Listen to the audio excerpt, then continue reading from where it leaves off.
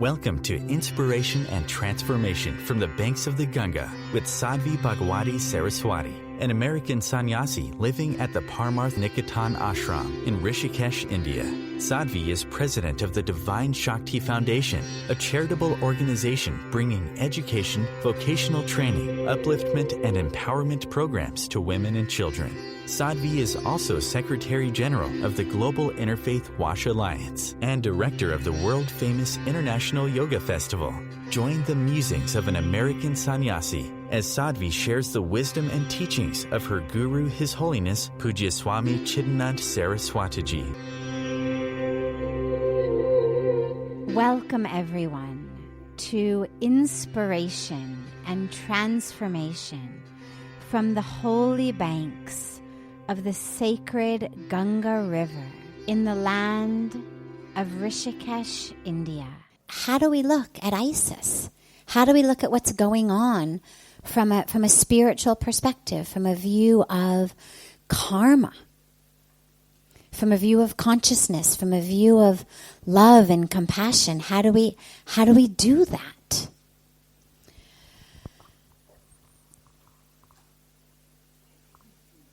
It's crucial to do, of course, because people who are, here's a general rule, whether you're dealing with a massive terrorist organization or you're dealing with a schoolyard bully or anyone in between,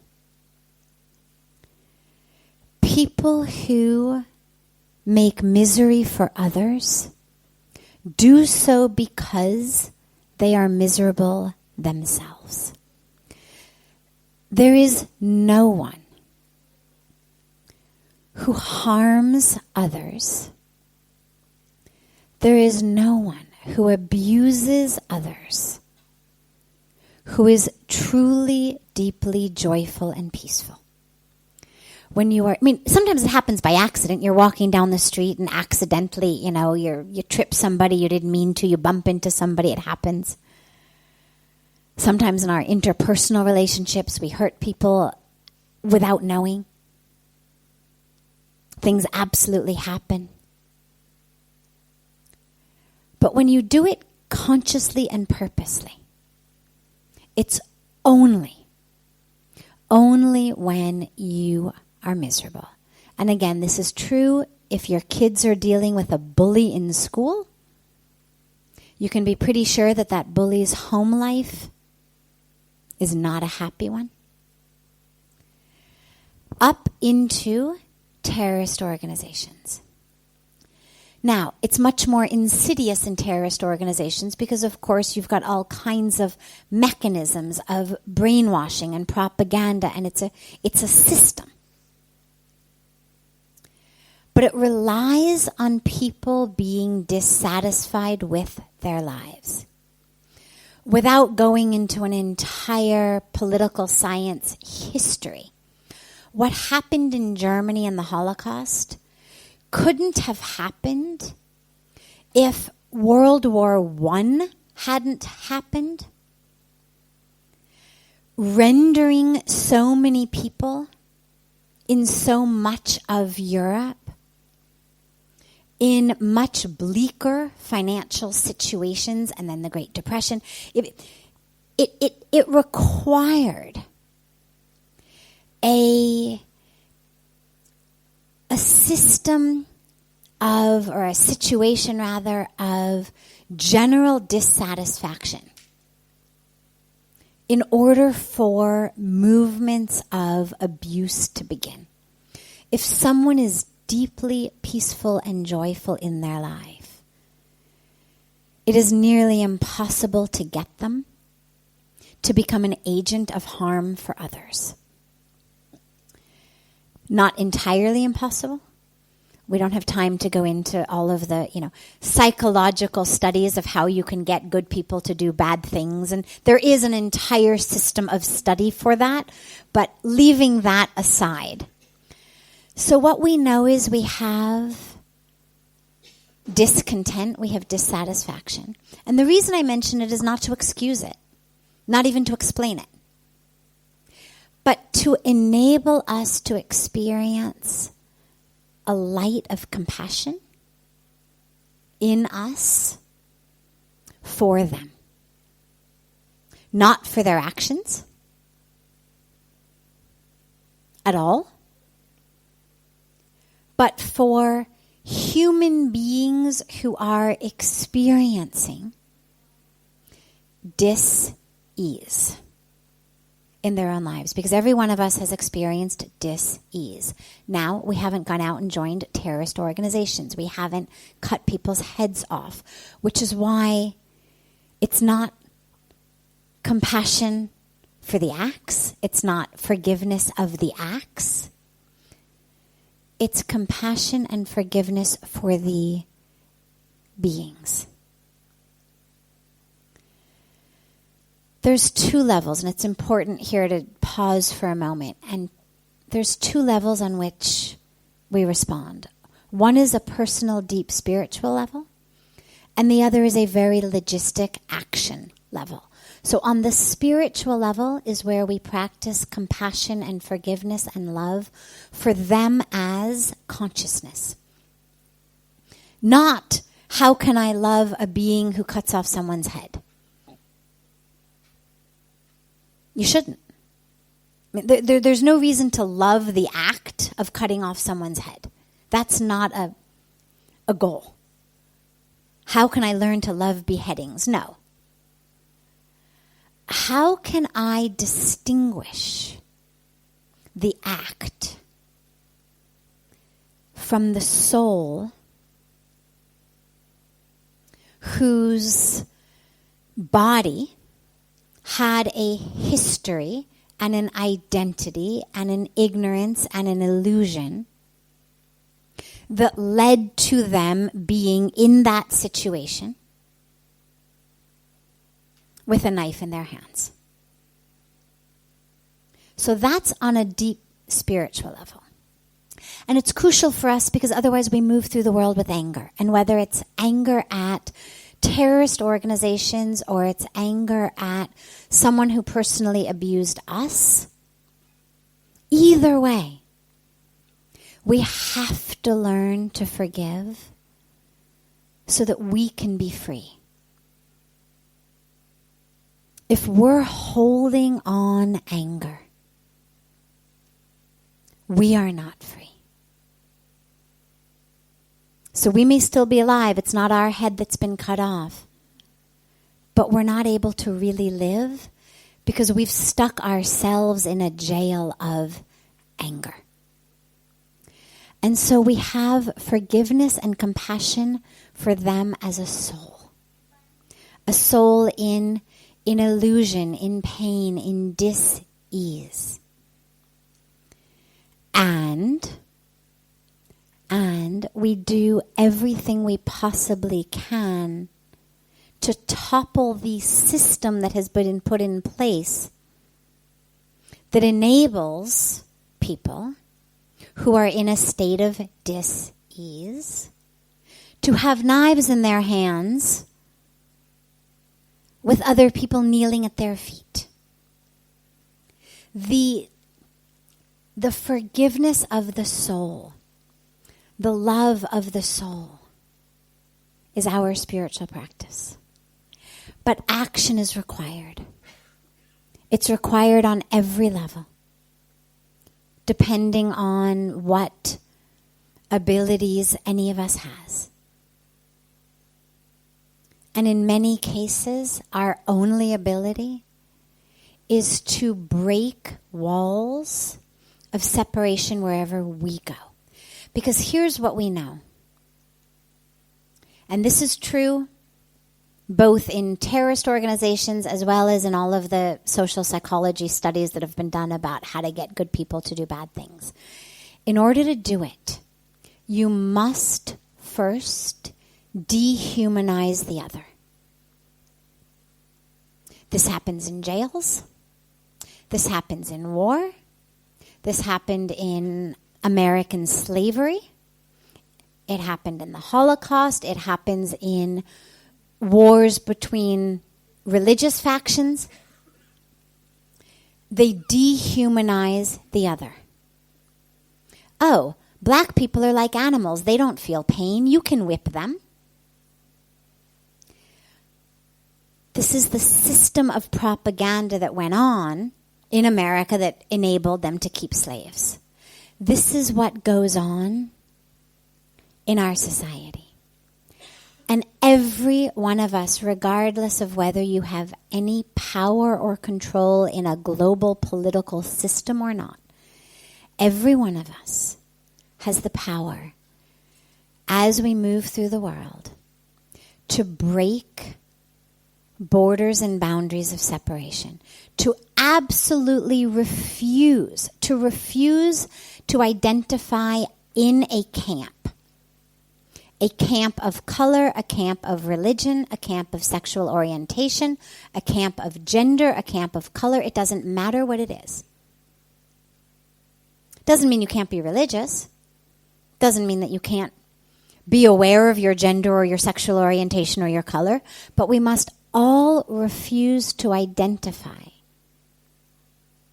in a camp that does the us and them. Because wherever there's an us, there's always a them. And that's the problem. And the more we start to build as us, the more we have to draw lines about them. And violence requires a dehumanization of the other. And so we must absolutely refuse to be part of that in our lives. And do as much as we can politically.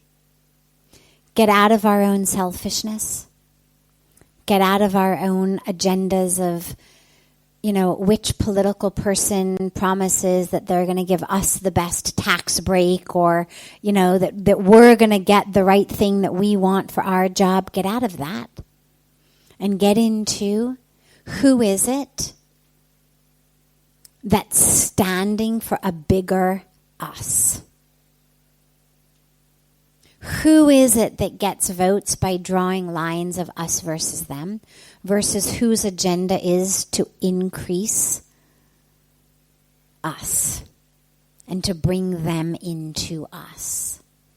Who is it that's working for those who are dissatisfied and discontented? I remember right after 9/11, before America invaded Afghanistan, but when they were talking about doing so, Pujya Swamiji actually put together a letter for Donald Rumsfeld, who was the head of Defense of America, who was making the decision at that time. And we did a bunch of research and put together a letter that basically pulled all of the finances of how much the military was about to spend on bombing Afghanistan, compared to how much it would cost to give every single person on earth access to primary education. How much it would cost to give every single woman on earth pre- and postnatal health care. How much it would cost to give every single person on earth access to safe drinking water.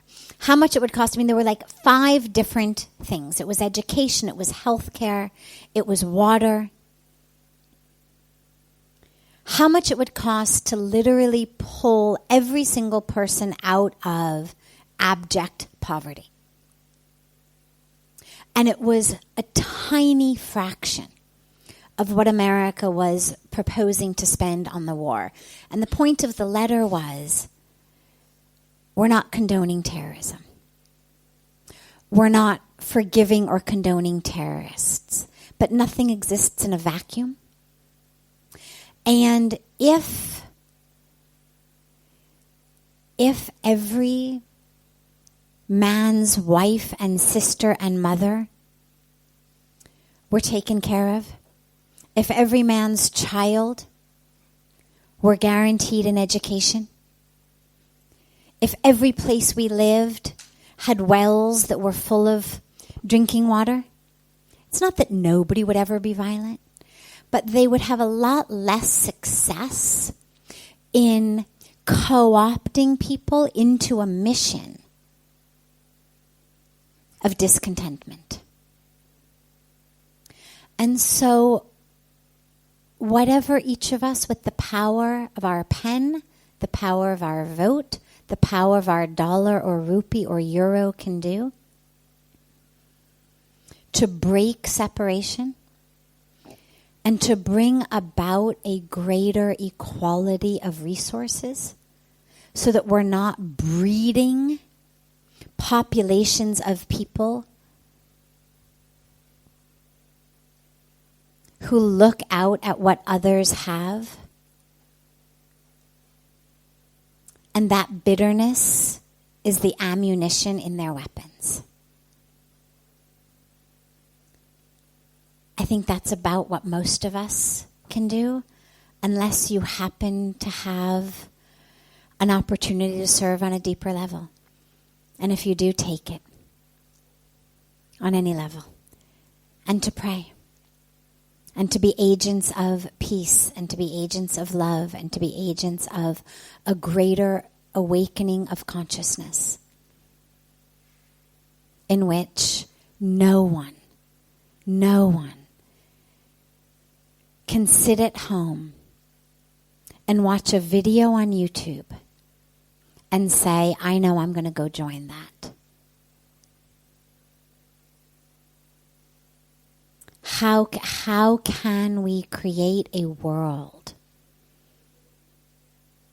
in which that bitterness isn't festering in the hearts of so many? That it's so easily ignited by some YouTube videos while you're sitting at home. I mean, that's what's scary about it. Is there's that level of discontent, dis-ease, and bitterness that people are so easily co-opted by that. And that's a change that every single one of us can make in our world. And the ripple effects of that are huge. And the last thing I want to say on this is, the tragedy of what happens is people who are looking to spread messages of separation and violence, it's their full-time job. It's all they do. It's all they think about. It's what they're raising money for, spending money on. But the rest of us are not nearly as committed to peace as they are to violence. And if we had people who were as committed, we all want peace in theory, but are we as committed to peace as they are to violence? Are we prepared to work for it the number of hours a day? I mean, they're staying up all night, brainstorming, what do we do now? How many of us are having all-night brainstorming sessions? Very few, because it's not impacting us directly. And so we really need, and again, going back to the spiritual level, we need to expand our sense of self. Can my sense of self be expanded? My sense of the world family be expanded? So that I am prepared to work as much for that as I would if the person with the hood kneeling at the foot of the terrorist were my son. You'd stay up all night. You'd work night and day. How can we experience that? And then work for it. And it's not just ISIS. It's all over the world. It's what's happening to our environment. It's just a different form of terrorism. ISIS is wiping out people one by one with, knives or bombs. We're wiping out generations. I mean, it's literally genocide of those who haven't yet been born. Genocide of our unborn grandchildren. So it's happening in so many ways. But every one of us has the power to do something. Every one of us has the power to create a change. We're going to create it in different ways. But by being agents of peace, of love, of oneness, of selflessness. That it's not whenever it feels right, when I have time, after I've watched, my shows on TV, before I, get in the bath. I've got 20 minutes or so. I'll put them to some good use. Not that, but how can I really? Not with anguish, but with an expanded experience of self. How can I serve? This is OTR-FM, part of the IOM radio network.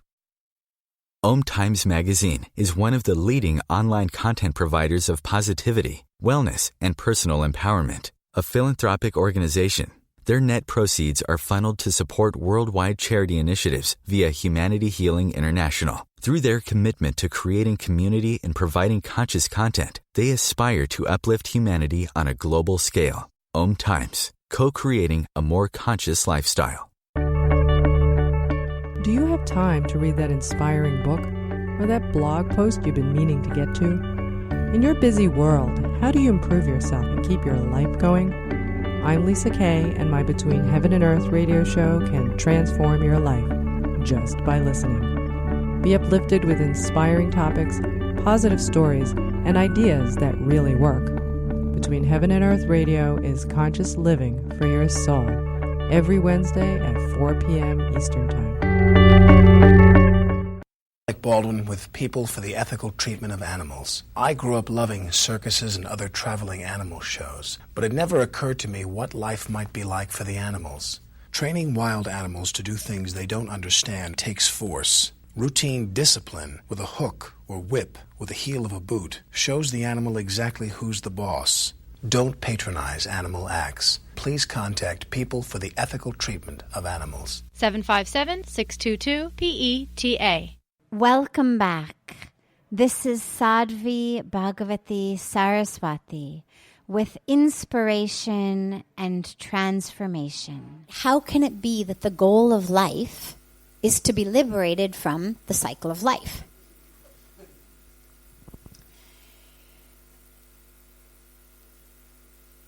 It's a very big misunderstanding in a way that's perpetuated in the philosophy and the spiritual philosophy by those who don't really fully get it. And when you are taking terms that are written in ancient Sanskrit, or you're taking concepts that have come down in an oral tradition, unless they're being taught by people who really get it, or by people who have studied with those who really get it, there's a whole,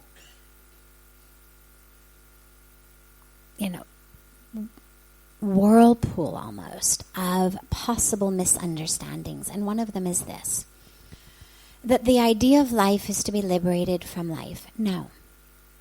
Life is beautiful. Life is full of incredible beauty. The enlightened masters I know, the ones in whose presence I have had the blessing to be, are the most alive, the most connected, the most likely to love and pay attention to flowers. I mean, you drive with Puja Swamiji around some city, some foreign city somewhere, and you'll pass a turn and he'll say, "We've been here before." And the driver will say, "Well, yeah, this is, the street that I live on where you're staying, or this is the street that our temple is on where you were last night." And Swamiji will say, "I remember that tree. I remember that bush." He's not reading street signs. He's not noticing, the white shuttered pink home. It's, "I remember that tree.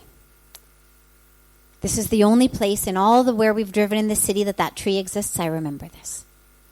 So they are the most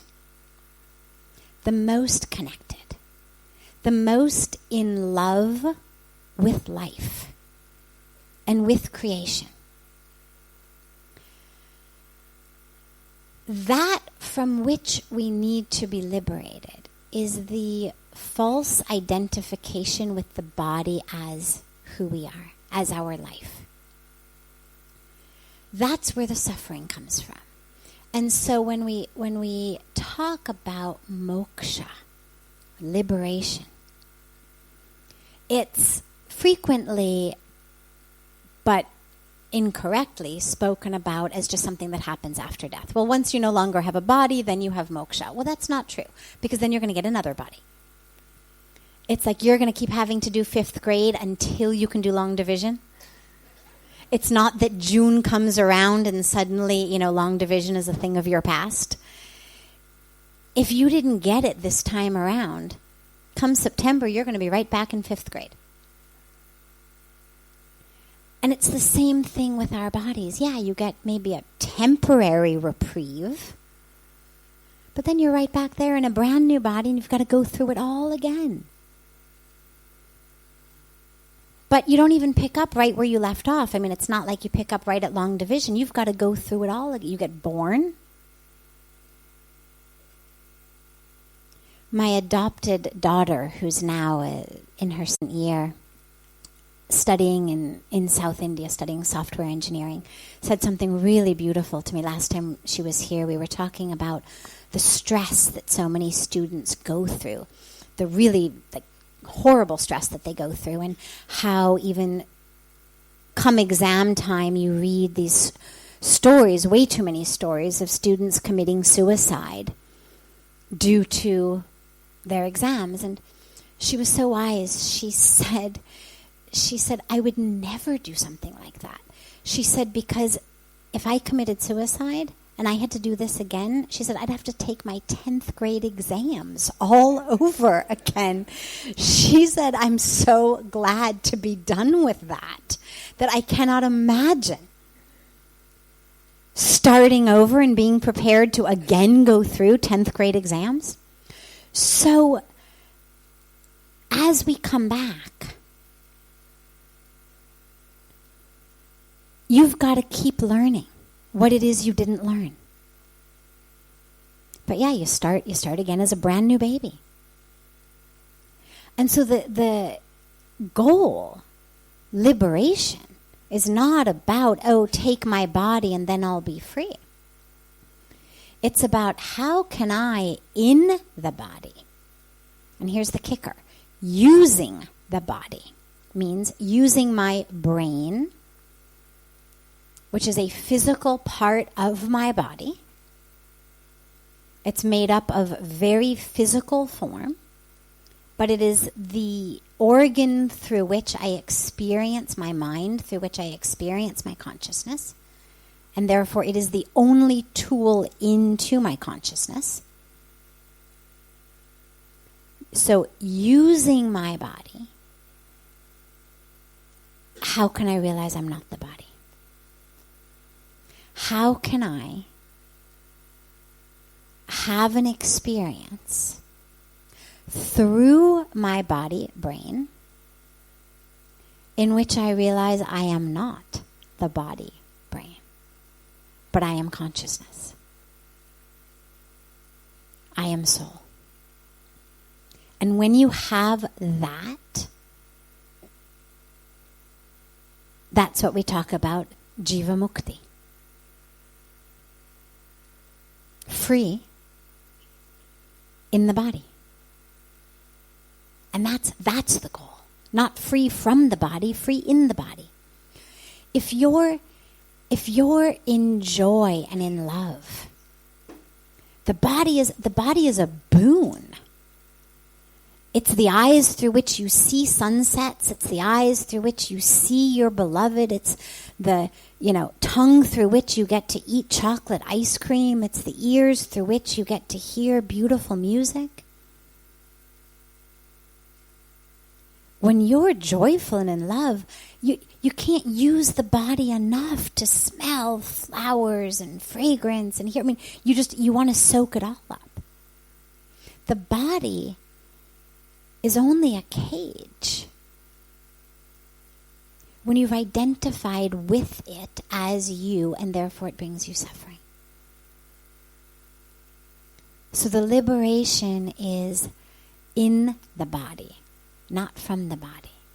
It's liberation from that which binds me, my ego, and all the workings of it, the jealousy, the anger, the expectations, the frustration, the limited vision, the identities through which we move through the world.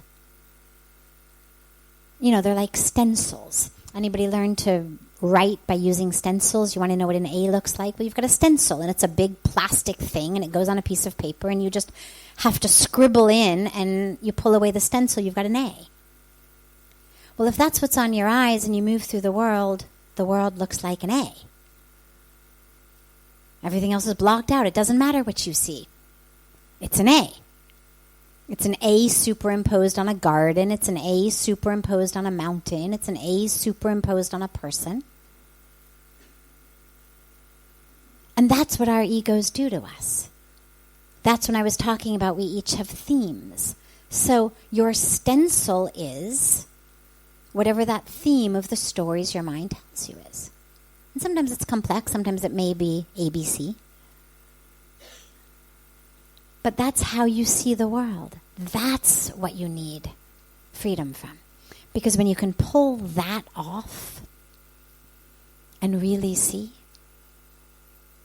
that's when things get really beautiful. This is OTR-FM, part of the IOM radio network. OMTimes magazine is one of the leading online content providers of positivity, wellness, and personal empowerment. A philanthropic organization, their net proceeds are funneled to support worldwide charity initiatives via Humanity Healing International. Through their commitment to creating community and providing conscious content, they aspire to uplift humanity on a global scale. OMTimes, co-creating a more conscious lifestyle. Do you have time to read that inspiring book or that blog post you've been meaning to get to? In your busy world, how do you improve yourself and keep your life going? I'm Lisa Kay, and my Between Heaven and Earth radio show can transform your life just by listening. Be uplifted with inspiring topics, positive stories, and ideas that really work. Between Heaven and Earth radio is conscious living for your soul, every Wednesday at 4 p.m. Eastern Time. Like Baldwin with People for the Ethical Treatment of Animals. I grew up loving circuses and other traveling animal shows, but it never occurred to me what life might be like for the animals. Training wild animals to do things they don't understand takes force. Routine discipline with a hook or whip with the heel of a boot shows the animal exactly who's the boss. Don't patronize animal acts. Please contact People for the Ethical Treatment of Animals. 757-622-PETA. Welcome back. This is Sadhvi Bhagawati Saraswati with inspiration and transformation. How do I know who I am? Is there any way to realize the self and experience it? Yeah, there is a way. There's a way that the sages and the saints and the mystics of all of our religious traditions have given us. It's something that I think in the Indian spiritual tradition there's been even more of an emphasis on. Because there's such an emphasis on the presence of God in us, it's been much more a focus on know yourself and you will know God. Whereas some of the other traditions are so much more focused on God outside of us, that there isn't the same emphasis on knowing yourself. But in both cases, the practices are actually the same. So whether it's a major emphasis or a minor emphasis, whether it's in the traditional part or it's in the less traditional mystical part of the religion. The practices are all very similar. It's all about meditation. It's all about closing your eyes and going inward. Sometimes with prayer, sometimes with chanting, sometimes with introspection and inquiry, but always going within. Because I can tell you who you are. I can say you are divinity. I can say you are soul. I can say you are consciousness. The scriptures say it. And there's an unlimited number of books, commentaries on the scriptures that say it. So the enigma is not, in theory, who am I? You just have to open up any of these books and begin a study. Your soul, your divinity, your fullness, your wholeness, your consciousness, your love, whatever word we use. The enigma is, how do I live like that? How do I know that? Because reading it in a book doesn't actually change me very much, any more than reading a menu fills my stomach. You know, I mean, if you're hungry, and I say to you, well, we have, sag, and we have cauliflower and potatoes, and we have dal, and we have chapatis, it's going to sound very nice. It may inspire you to come over for dinner. It might make you salivate and take your mind off of something else and at least bring you in the right direction. But it's not going to fill your stomach. It's not going to actually put nutrients in your bloodstream. It's not going to change your blood sugar. It's not going to do anything to the body that is experiencing hunger. In the same way, when spiritually we're hungry, when spiritually we're thirsty, when there's an emptiness in the heart rather than the stomach. Yes, reading books, hearing talks, knowing it helps. It brings us the spiritual equivalent of salivating, so that at least it keeps us from saying, oh, I'm just going to go to the movies, or oh, I'm just going to do this. At least now you want it even more. It's closer. You can almost taste it. But you still have to do the work, just like you actually still have to eat and swallow the food. So the only way to do that is to go within. And there's a whole variety, of course, of different techniques. There's none that are more right than others. Some work for some people, some work for other people. But they're all about going within. Because interestingly and beautifully, the minute that we're able to shut ourselves from who we're not and from the outer world, a lot of the truth of who we are automatically appears. It's not like a treasure hunt where you literally have to, figure out clues and move from point A to point B and go here and run and jump. And we actually just have to remove that which is not self. And that which is left is. And so in many cases, simply the act of closing your eyes, turning inward with intention. Yes, your mind will wander. You'll bring it back. It will wander again. You'll bring it back again. It'll keep wandering. You'll keep bringing it back. Eventually it'll wander less frequently. Eventually you'll be able to bring it back quicker. It'll take you less time to realize it has wandered. But simply, even in the beginning, simply going within with intention clears away a lot of that which is not self. So at least start there. You can bring your attention to your breath. You can watch your breath. It's very simple. You can do it anywhere. You don't need special teachings. You can chant very simple mantras if you find that your mind wanders way too much, that even the breath isn't enough to keep it occupied. You could chant So Hum, which literally means I am that, the capital T that, the supreme, the universal that. I am that to which I pray. I am that upon which I meditate. I am that. I'm not separate over here. I am the drop of the ocean. I am the wave of the ocean.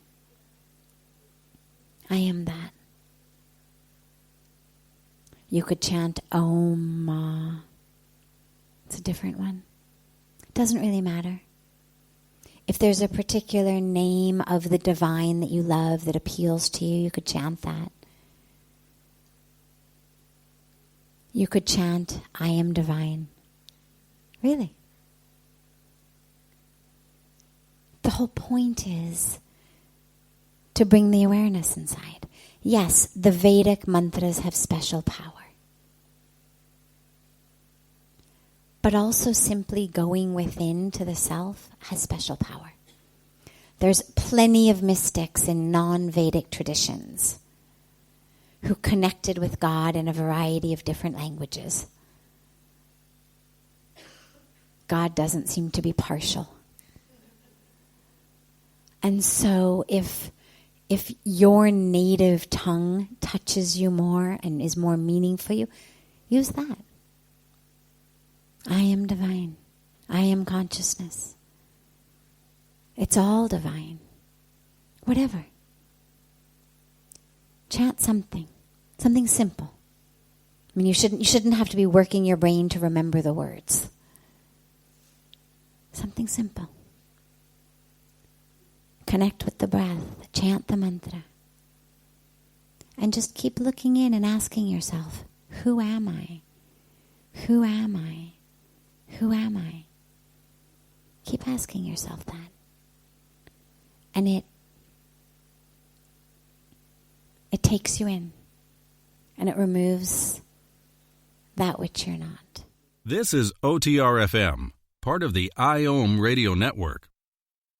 OMTimes magazine is one of the leading online content providers of positivity, wellness, and personal empowerment. A philanthropic organization, their net proceeds are funneled to support worldwide charity initiatives via Humanity Healing International. Through their commitment to creating community and providing conscious content, they aspire to uplift humanity on a global scale. OMTimes, co-creating a more conscious lifestyle.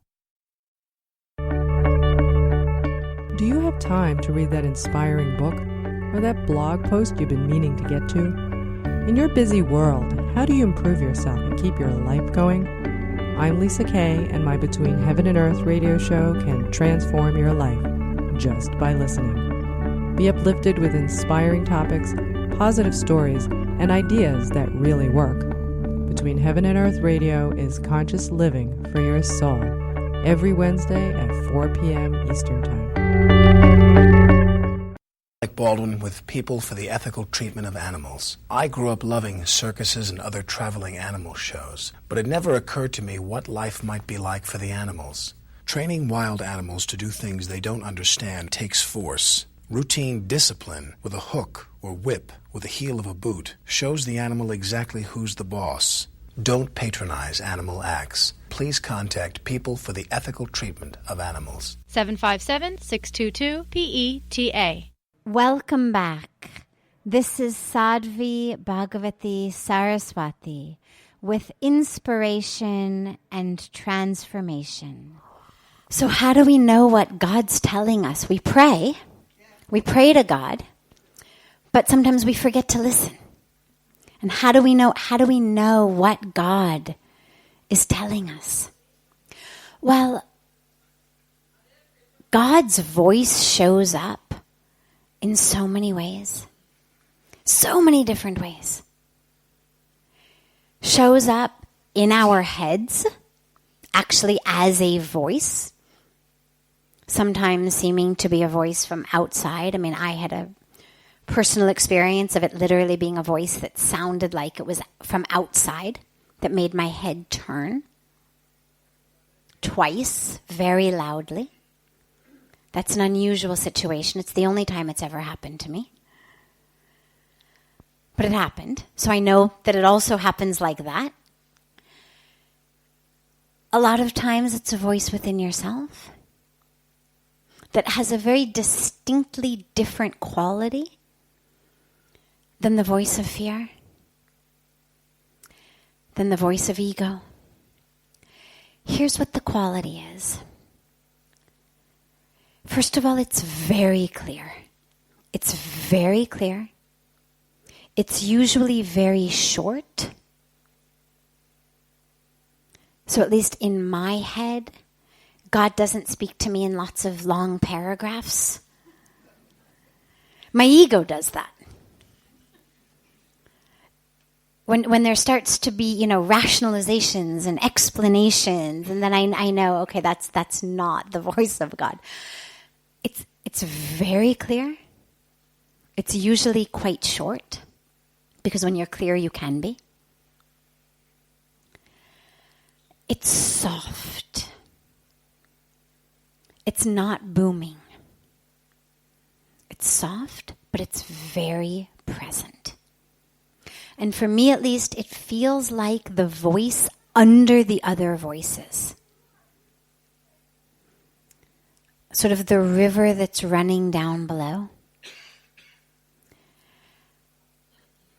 And then it's up to me of whether I'm going to focus on sort of the noise up here or whether I'm going to drop down.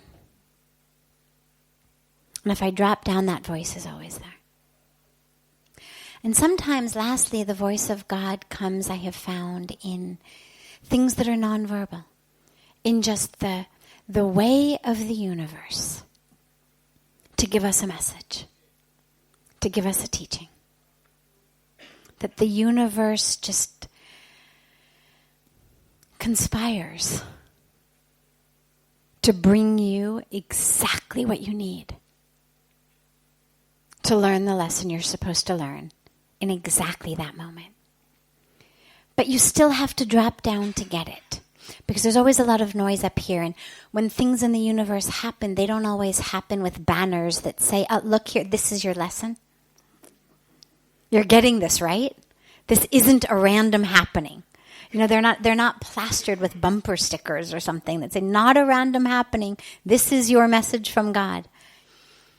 You still have to drop down to get it. And for me, what I have found is when you do, it has that quality of, oh my God. Like it's so clear.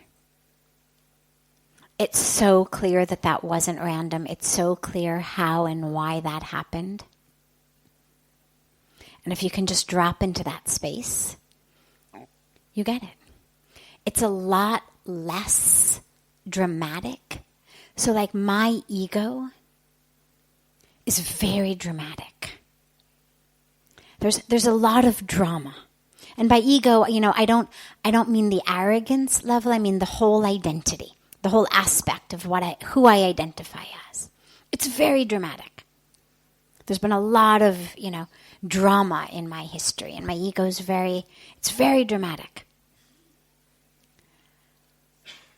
And the voice of God is not. And so for me, what I find is when I'm there, is that it's a very clear drop from a place up here of activity, but drama, into a place of, oh yeah,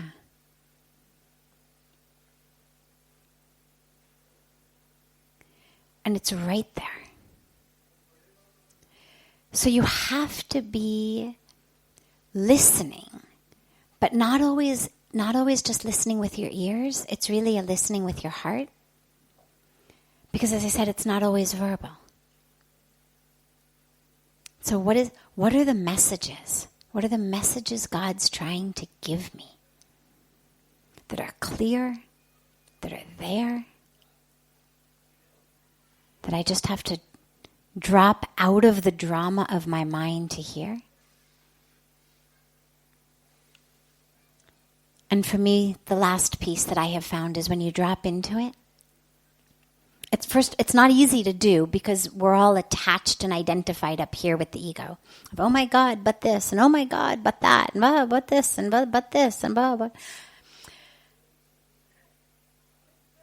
The minute you allow yourself to drop into that river, there's this sense of such utter rightness that it's like it's freedom. It's absolute freedom. It's literally like you have dropped into the river.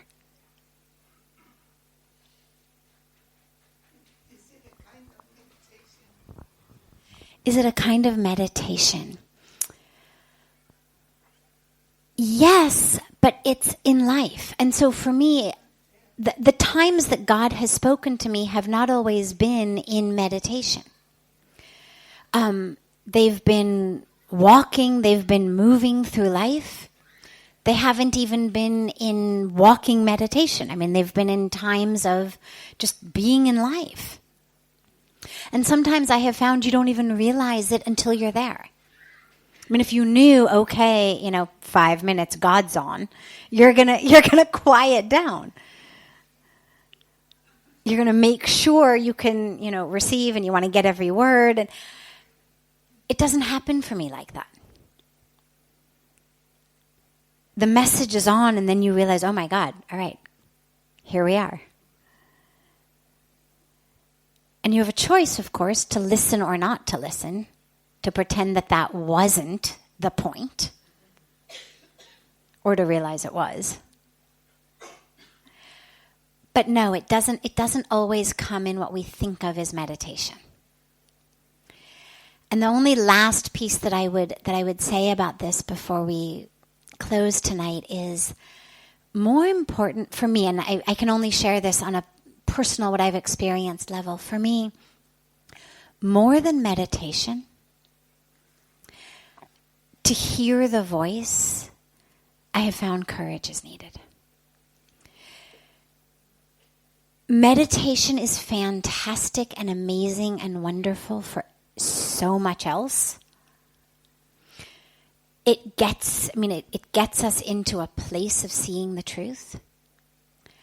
But on a very personal level, my greatest moments of God is on and talking to you right now have not been sitting in meditation. They've been in life. The meditation is crucial, though, to help you stay in, okay, what's this truth? Now we meditate, now we sit in this truth. Okay, here's the truth, now we sit in it. But it's not, I close my eyes, I sit to meditate, and then the voice comes. And so really what I have found that's most important is just courage. Courage to say, oh my God, that's the message. Wow, that was not how I thought things were supposed to go. That's not what my ego says at all. That's not nearly as interestingly dramatic as I had anticipated this was going to be. But there it is. And it may fly in the face of everything you think you know, which for me it also has several times. And that's where the courage comes in. And then you sit in meditation to allow it to crystallize. This brings to a close this hour of inspiration and transformation. Thank you so much for joining me. I'm so glad to be together with you all each week, and I look forward to being together again next Thursday, same time, on OMTimes Radio.